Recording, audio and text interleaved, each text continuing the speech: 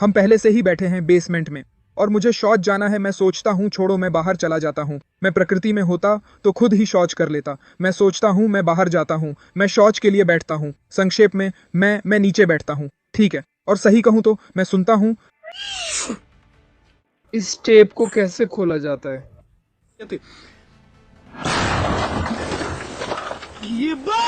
क्या रूस ने असफल युद्ध की सच्चाई छुपाने के लिए अपनी ही सेना का पर्दाफाश किया है? व्लादिमीर पुतिन ने टेलीग्राम ऐप बैन करने का फैसला किया, जबकि उनकी सेना इसी ऐप से संवाद करती है। यही असली बौखलाहट है। रूस अपने इंटरनेट पर फायरवॉल बना रहा है और YouTube, WhatsApp, Facebook, Instagram, Telegram तक को बैन कर रहा है। यहाँ तक किया जा रहा है कि मेट्रो स्टेशन में प्रवेश पर लोगों के फ़ोन की हिस्ट्री चेक हो रही है। अब इंटरनेट को मोर्चे से दूर तक धीमा किया जा रहा है और क्रेमलिन अपने नागरिकों को गुमराह कर रहा है। ये रहे विवरण। रूस चीन की तरह इंटरनेट लॉक कर जानकारी नियंत्रित करने के लिए डिजिटल फायरवॉल बना रहा है। Putin YouTube, WhatsApp, Facebook, Instagram और खासकर टेलीग्राम को निशाना बना रहे हैं। पुतिन इसे नाटो के खिलाफ युद्ध के रूप में पेश करने की कोशिश कर रहे हैं। वह दावा करते हैं कि ये पश्चिमी ऐप्स हैं, नाटो की ऐप्स हैं, जिन्हें रूस राष्ट्रीय सुरक्षा के लिए बैन कर रहा है। यहाँ रूसी संसद के नेता तर्क समझा रहे हैं। संभवतः सूचना सुरक्षा अमेरिका और नाटो देशों के संघर्ष का मुख्य हिस्सा है, इसलिए हमारे पास यही तरीका है। मैं समझता हूं कि इससे बहुत से लोगों को असुविधा होती है, क्योंकि मेरा खुद का टेलीग्राम चैनल है जिसे लोग पढ़ते हैं, लेकिन फिर भी ये हमारे समय की मांगे हैं। सूचना सुरक्षा की धमकियों का हमें जवाब देना पड़ सकता है।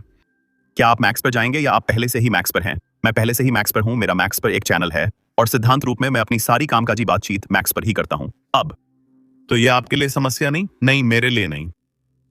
लेकिन इस तर्क में बड़ी समस्या है। टेलीग्राम पश्चिमी नहीं, रूसी ऐप है। संस्थापक पावेल ड्यूरोव एक रूसी संस्थापक हैं और यह ऐप रूस में बनाया गया था। टेलीग्राम को नाटो ऐप कहना ऐसा है जैसे वोडका को अमेरिकी ड्रिंक कहना। इसका कोई मतलब नहीं बनता।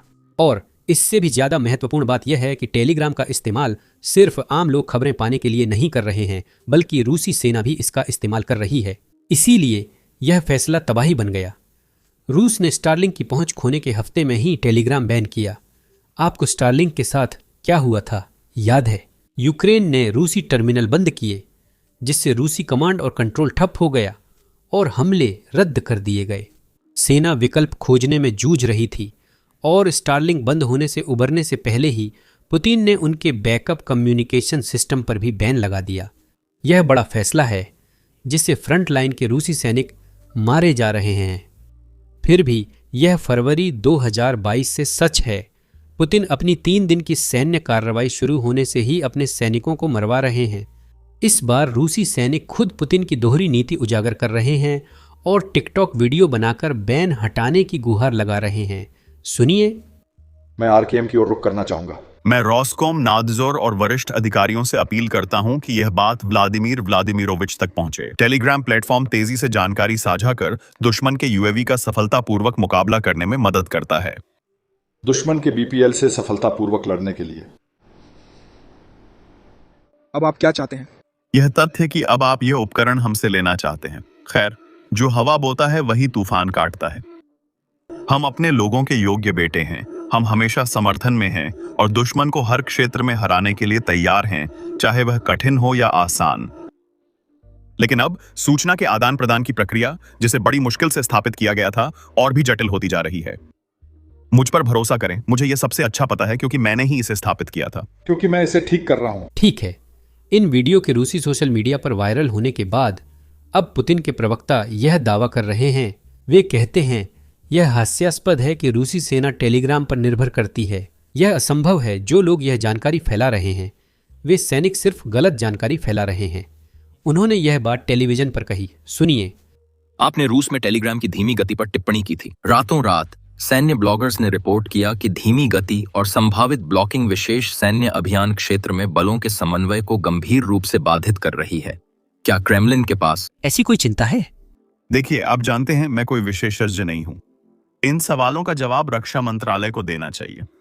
लेकिन मुझे नहीं लगता कि यह कल्पना करना संभव है कि फ्रंटलाइन कम्युनिकेशन टेलीग्राम या किसी और मैसेंजर ऐप के जरिए सुनिश्चित किया जाता है।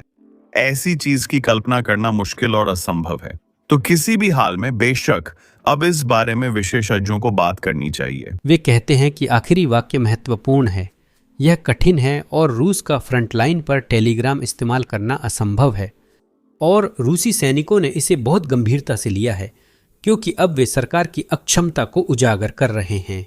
यहाँ एक रूसी सैनिक और युद्ध ब्लॉगर हैं जो बताते हैं कि वे युद्ध के प्रभाव छुपाने के लिए ऐसा कर रहे हैं, और वह इसे ऐसे शब्दों में कहता है जो दिमित्री पेस्का समझ सकें। वह कहता है, कल्पना करें, सिर्फ एक हफ्ता पहले तक हमारे सैनिक दुश्मन के सैटेलाइट नेटवर्क पर निर्भर थे। वह स्टारलिंक की बात करता है और आगे कहता है, यह कल्पना करना भी असंभव है कि युद्ध और सैन्य जीवन के लिए कई जरूरी चीजें सैनिकों को स्वयंसेवकों द्वारा उपलब्ध कराई जा रही हैं। यह कल्पना करना भी असंभव है कि युद्ध के चौथे साल के अंत में भी अधिकारी नुकसान का जिक्र करना भी देशद्रोह मानते हैं। यह सोचना भी मुश्किल है कि राजधानी में उपद्रवी जनरलों की हत्या और बच्चों के लिए बम लगा रहे हैं। जब कोई भी खास मेहमान दुश्मन की राजधानी में आसानी से जा सके और उसे जीवित एयर डिफेंस कहा जाए, मुझे लगता है कि वो हर बार कीव जाते वक्त जनरल कीथ केलॉग की ही बात करते हैं। रूस शहरों पर हमला नहीं कर रहा, इसलिए यूक्रेनियन जनरल केलॉग की एयर डिफेंस सक्रिय है। वापस आते हैं हमारे रूसी सैनिक पर। वह बताता है कि अब रूस व्यक्तिगत स्वतंत्रताओं पर सख्ती कर रहा है। वह कहता है कि कल्पना भी नहीं की जा सकती कि मेट्रो के प्रवेश द्वारों पर लोगों के फोन, पत्राचार और सर्च हिस्ट्री चेक की जा रही है। यह कल्पना करना भी असंभव है कि इंटरनेट को युद्ध क्षेत्र से हजारों किलोमीटर दूर मनमाने ढंग से बंद किया जा रहा है, कथित तौर पर छापेमारी और गोलाबारी से सुरक्षा के लिए। आप प्रिय मित्र, ऐसी कौन सी बात है जिसकी कल्पना भी नहीं कर सकते? यह सवाल पेस्कोव के झूठ उजागर करने के लिए था। व्लादिमीर पुतिन के प्रवक्ता हैं। अब रूसी लोग बोलने लगे हैं। मेरा मानना है कि यह आदमी ज्यादा देर डरा नहीं रहेगा। और मेट्रो स्टेशनों पर फोन की जांच वाली बात, वह कोई बड़ा चढ़ाकर कही गई बात नहीं है। वह अभी इसी वक्त हो रहा है। रूसी पुलिस नागरिकों के फोन की जांच कर रही है जब वे मेट्रो स्टेशनों में प्रवेश करने की कोशिश करते हैं, और फिर वे उनके निजी संदेश सर्च हिस्ट्री भी देखती है, और यहां तक कि यूट्यूब हिस्ट्री भी देखती है, बस ये देखने के लिए कि कहीं कुछ ऐसा तो नहीं है जो सरकार की कहानी से मेल नहीं खाता। हाल ही में एक रूसी व्यक्ति को उन वीडियो को लाइक करने पर जुर्माना लगा जो सरकार द्वारा विदेशी एजेंट घोषित अकाउंट से थे। सोचिए, रूस में अगर आप गलत वीडियो पर लाइक बटन दबा दें तो आपको कानूनी परेशानी हो सकती है। मुझे लगता है कि यह आदमी शायद बहुत ज्यादा बिजनेस बेसिक्स देख रहा था। तो मेरी तरफ से एक सुरक्षा सूचना है, अगर कोई अभी रूस से यह वीडियो देख रहा है तो सच में कृपया ऐसा न करें। नीचे दिए गए लाइक बटन को न दबाएं, आपको इसके असली नतीजे भुगतने पड़ सकते हैं। अगर आप कहीं और से देख रहे हैं तो नीचे लाइक और सब्सक्राइब बटन दबाएं। यह एल्गोरिदम मदद करता है और बोनस में व्लादिमीर पुतिन को परेशान करेगा।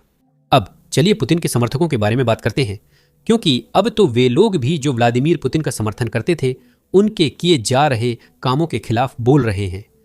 पूर्व रूसी जनरल इगोर गर्किन, जो यूक्रेन समर्थक नहीं हैं, ने यह पोस्ट किया है। मुझे लगता है टेलीग्राम पर पाबंदी दुश्मन की प्रोपेगेंडा रोकने के लिए नहीं, बल्कि राज्य के झूठ के एकाधिकार को बनाए रखने के लिए है। यह व्यक्ति युद्ध अपराधी है जिसने मलेशियन एयरलाइंस की फ्लाइट MH17 गिराई थी, और अब ये पुतिन पर सेंसरशिप का आरोप लगा रहा है। जब गेरकिन जैसे लोग सरकार की आलोचना करने लगें तो समझ लो हालात बहुत गंभीर हैं। रूसी सरकार इस पर कैसे प्रतिक्रिया दे रही है? क्या फिर झूठ बोलकर रूसी सरकारी मीडिया इसे ऐसे ही दिखा रही है? रूसी सांसद और पूर्व सेना अधिकारी आंद्रेई गुरुल्योव टेलीग्राम पर लगाई गई पाबंदियों को सूचना मोर्चे की रक्षा, रूस और नाटो के बीच लड़ाई के एक हिस्से के रूप में बताते हैं।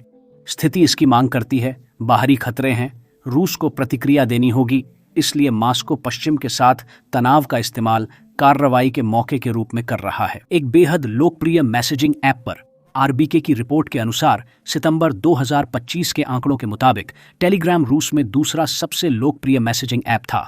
व्हाट्सएप के बाद 46% रूसी इसका इस्तेमाल करते थे। अखबार बताता है कि अधिकारियों ने पहले भी इस ऐप को प्रतिबंधित करने की कोशिश की है।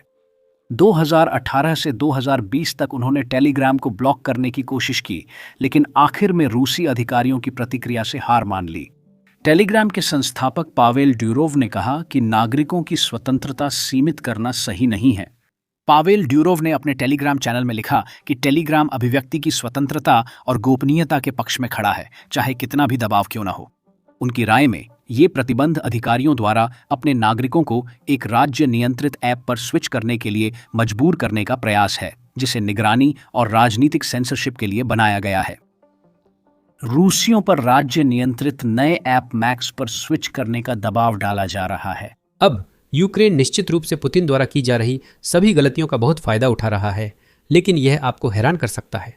वे सिर्फ मोर्चे पर ही फायदा नहीं उठा रहे हैं, बल्कि आर्थिक रूप से भी लाभ उठा रहे हैं। आप देख सकते हैं, जब यूक्रेन ने स्टारलिंक को बंद कर दिया और सिर्फ यूक्रेनी टर्मिनलों के लिए एक श्वेत सूची बनाई, तो रूसी सैनिक बेतहाशा यह पता लगाने की कोशिश कर रहे थे कि वे अपने स्टारलिंक टर्मिनल को इस यूक्रेनी श्वेत सूची में कैसे शामिल कर सकते हैं। रूसी सैनिकों ने जो एक समाधान निकाला वह यह था कि वे यूक्रेनी नागरिकों को पैसे देकर रूसी स्टारलिंक या रूसी स्टारलिंक टर्मिनल को इस श्वेत सूची में उनके नाम पर पंजीकृत करवा लें। रूसी सेना इसका इस्तेमाल जारी रख सकती है, लेकिन यहीं पर एक यूक्रेनी साइबर यूनिट ने एक मौका देखा। उन्होंने अपनी खुद की वेबसाइट्स, बॉट्स और सब कुछ बनाया और एक ऐसी सेवा देना शुरू किया जो शुल्क लेकर रूसियों के रुके हुए टर्मिनल्स को सक्रिय कर देती थी, और यह बहुत सफल रही। वे 2400 से अधिक रुके हुए टर्मिनल्स के बारे में विस्तृत जानकारी प्राप्त करने में सक्षम रहे और यहाँ तक कि इन टर्मिनल्स के सटीक स्थान भी पता लगा पाए। यह बड़ी बात है, क्योंकि जहाँ रुका टर्मिनल होता है वहाँ पास में कोई रूसी यूनिट छुपी होती है। और इसके अलावा यूक्रेनी सेना को अपनी समस्या हल करने के लिए रूसी सैनिकों से भी $1000 मिले। यह तो बस सीधा मुनाफा था। इन सबसे बढ़कर जब रूसी वाइटलिस्ट के लिए पैसे दे रहे थे, तब यूक्रेन ने ब्लैकलिस्ट बना दी और असल में जितने भी स्टारलिंक टर्मिनल्स थे उन्हें हमेशा के लिए स्थायी रूप से बैन कर दिया गया। मतलब रूस ने जो भी पैसे इन टर्मिनल्स को दूसरे देशों से तस्करी करके लाने में खर्च किए, वो सारे पैसे अब बर्बाद हो गए, क्योंकि अब ये टर्मिनल्स कभी भी इस्तेमाल नहीं किए जा सकते। तो ये यूक्रेनियनों के लिए हर तरफ से एक बहुत बड़ी जीत है। यूक्रेनी सेना के लिए ये हफ्ता बहुत अच्छा रहा और ऐसा लग रहा है कि एक नया जवाबी हमला आने वाला है, क्योंकि रूसी रक्षा व्यवस्था बिखर गई है। तो नीचे दिए गए सब्सक्राइब बटन को जरूर दबाएं ताकि आपको जवाबी हमले की अपडेट मिलती रहे, और मैं आप लोगों से अगली वीडियो में मिलूंगा। ऐसी वीडियो बनाने में समस्या है जहां कई ड्रोन हमले दिखाते हैं, चाहे उनमें कोई इंसान या रूसी सैनिक घायल ना हो। YouTube अक्सर हमारी वीडियो डिमोनेटाइज या प्रतिबंधित कर देता है। पिछले हफ्ते हमारी 4 युद्ध संबंधित वीडियो भी डिमोनेटाइज हो गईं। ड्रोन या फ्रंट लाइन फुटेज दिखाना विज्ञापनदाताओं के लिए ठीक नहीं, इसलिए वीडियो प्रतिबंधित होते हैं। यही आधुनिक युद्ध की सच्चाई है जिसे यूक्रेनी लोग लड़ रहे हैं और उसमें जीवित रहने की कोशिश कर रहे हैं। हमें लगा कि ये चीज़ें ज़रूरी हैं, इसलिए हमने खुद का प्लेटफॉर्म बेसिक्स इनसाइडर शुरू किया। इसे शुरू से खुद बनाया है, जिससे हम पर कोई पाबंदी नहीं है। हमें अपने ड्रोन स्ट्राइक को ब्लर नहीं करना पड़ता, हमें अपनी फ्रंटलाइन फुटेज को ब्लर नहीं करना पड़ता, और हमें रूसी एयरबेस के तबाह होने को भी ब्लर नहीं करना पड़ता। इसके अलावा हम अपनी साइट पर कोई विज्ञापन भी नहीं चलाते। इस तरह हमें खुद को सेंसर नहीं करना पड़ता, सिर्फ इसीलिए क्योंकि विज्ञापनदाता हमारे कवरेज से खुश नहीं हैं। हम साइट को विज्ञापनों से फंड नहीं करते, हम इसे आपके समर्थन से फंड करते हैं। तो अगर आप ऐसे कवरेज में रुचि रखते हैं और आप हमारे वीडियो बिना सेंसर किए देखना चाहते हैं और वो बोनस कंटेंट पाना चाहते हैं जिसे हम यहाँ YouTube पर अपलोड नहीं कर सकते, तो जरूर basicsinsider.com पर हमारे साथ जुड़ें। आप डिस्क्रिप्शन में दिए गए लिंक पर भी क्लिक कर सकते हैं या अपनी स्क्रीन पर दिख रहे QR कोड को स्कैन कर सकते हैं। जुड़ने के बाद आप वह सारा कंटेंट देख सकते हैं जो हमने पहले ही अपलोड किया है, और वे सभी वीडियो भी जो हम भविष्य में अपलोड करेंगे।